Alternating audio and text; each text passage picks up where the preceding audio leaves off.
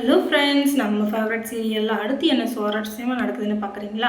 நம்ம மல்லி இருக்காங்க இல்லையா, அவங்க எடுத்து வச்ச அடியில் அடுத்த அடியும் அவங்களுக்கு ரொம்ப தர்ம அடியாக விழுந்துச்சு. அதுவும் பேரிடி மாதிரி. அது எப்படின்னா, இந்த மனோகரை வச்சு ஒரு சீப்பான ஒரு பிளான் போட்டாங்க. ஆனால் அந்த பிளான் இப்போ கொல்லாப்ஸ் ஆயிடுச்சு. அதுக்கு காரணம் அவங்களே தான். அவங்க நார்கோ டெஸ்ட் எடுக்கிறதுக்காக ரஞ்சிதாவை கூட்டு போனாங்க இல்லையா, அது பயங்கரமாக மொக்க வாங்கிடுச்சு. அதனால் இப்போ அந்த இடத்துக்கு வந்த ராஜேஸ்வரி பயங்கரமான பிரச்சனை பண்ணிட்டாங்க. அதுவும் இல்லாமல் இப்போ ரஞ்சிதாவை வீட்டுக்கு கூட்டு வந்து எல்லா ஒன்றுமே சொல்கிறாங்க. நீ நினச்ச மாதிரி இல்லை, உன் அப்பா தான் எல்லாத்துக்கும் காரணம். அவர் தான் அந்த மல்லிக்குடியும் அந்த அன்னபூர்ணி கூடியும் சேர்ந்துக்கிட்டு இப்படி ஒரு வேலையை பார்த்தாரு.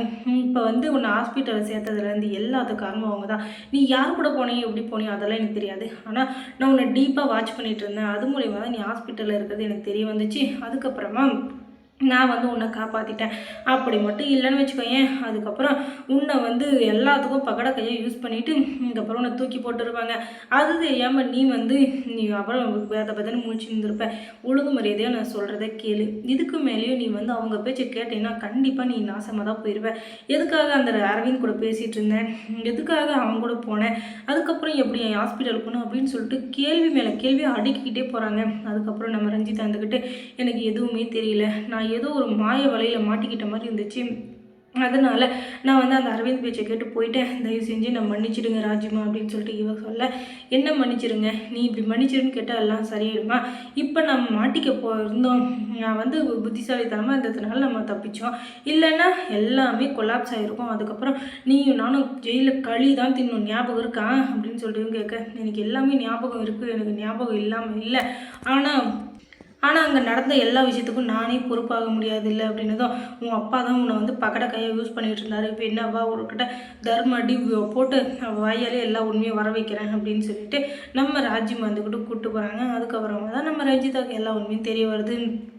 அவர் 4 கேள்வி கேட்கறதுக்குள்ளேயே உண்மையை உளறிட்டாரு. ஆமாம், நான் தான் பண்ணேன்.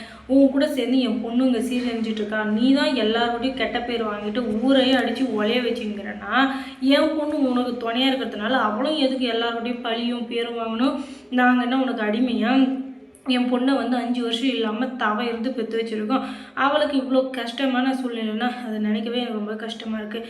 அதுவும் இல்லாமல் நீ யார் அவளை பார்த்துக்கிறதுக்கு, எங்களால் பார்த்துக்க முடியாதா அப்படின்னு சொல்லிட்டு கேட்க, அந்த கேள்வி நீ எதுக்கு என்கிட்ட கேட்குற? நீ ஒழுங்காக சோறு போட்டு வளர்த்தினீன்னா அவைய உன்னை விட்டுட்டு என்கிட்ட வரா? உன்னால் எதுக்குமே முடியாதுன்றதுனால தான் உன் பொண்ணு என்னை தேடி இங்கே இருக்கான். நீங்கள் எல்லாம் வீட்டை விட்டு போனப்போ அவள் வெளியே வரலையே, அவள் இங்கே தானே இருந்தா. அதுக்கு காரணம் என்ன? உன்னால் 5 பைசா சம்பாதிக்க முடியாது. அதனால தான் உன்னை விட்டு உன் பொண்ணு என்கிட்ட இருக்கா. அது தெரியாமல் நீ ஓவராக பேசிகிட்டு இருக்க. அவ்வளோ யோக்கியமானவனாக இருந்தால் நீ உன் பொண்ணுக்கு நீ நகை நட்டு சீசனை எல்லாம் செஞ்சு வச்சு அவளுக்கு வீடு கட்டி வச்சு அந்த வீட்டில் நீ கொண்டு போய் வச்சுருக்கணும். அதை விட்டு நீயே ரோடோட பிச்சை எடுத்துகிட்டு இருக்க. நீ என்கிட்ட பேசிகிட்டு இருக்கியா அப்படின்னு சொல்லிட்டு நறுக்குன்னு கேட்க, போதும் ராஜிமா போதும், இதுக்கு மேலே நீங்கள் ஏதாச்சும் பேசுனீங்க உங்களுக்கு மரியாதையே இருக்காது. என்னதான் இருந்தாலும் அவர் என் அப்பா, உங்ககிட்ட நான் பணம் வாங்கிட்டேன் அப்படின்றதுக்காக எவ்வளவோ பாவம் பண்ணிட்டேன். அதெல்லாம் அதிலே கழிஞ்சிச்சு.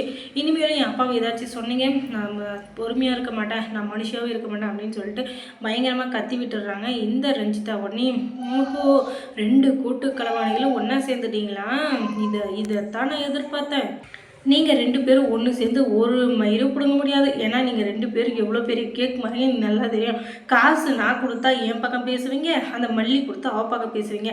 எனக்கு எல்லாமே தெரியும். இதுக்கு மேலே நீங்கள்லாம் என்னை ஏமாற்றவே முடியாது. ஏன் தெரியுமா? நான் முடிச்சுக்கிட்டேன். இத்தனை நாள் கோமாவில் இருந்தேன்னு என்னவோ, இதுக்கு மேலேயும் நான் இப்படி இருக்க மாட்டேன். நான் எவ்வளோ பெரிய கிரிமினலு, என்னையவே ஏமாற்றி என் வீட்லேயே இருந்துக்கிட்டு நீங்கள் 2 பேரும் இப்படிப்பட்ட வேலையை பார்க்குறீங்கன்னா, நான் இல்லைன்னா நீங்கள் என்னென்ன பண்ணுவீங்க அப்படின்னு சொல்லிட்டு 2 பேரையும் கட்டி போட்டுடுறாரு இந்த ரஞ்சிதா. அதுக்கப்புறமா அவனுக்கு எப்படி தப்பிக்கிறதுன்னு தெரியாமல் முடிச்சுட்டு இருக்கேன். அந்த நேரம் பார்த்து 2 அடியாளுங்களை கூப்பிட்டு கத்தியை வச்சு மிரட்டினுங்கிறாரு. இந்த இடத்துல எப்படி தப்பிக்கிறது தெரியலையே கடவுளே அப்படின்னு சொல்லிட்டு மனோகர் ஒரு பக்கம் பிதன்னு முடிச்சு நிற்கிறாரு. அதுக்கப்புறம் மல்லி சீரியலில் என்ன சுவாரஸ்யமாக நடந்திருக்கும் நீங்கள் தெரிஞ்சுக்கணுன்னா நம்ம சேனலை சப்ஸ்கிரைப் பண்ணுங்கள். தேங்க்ஸ் ஃபார் வாட்சிங்.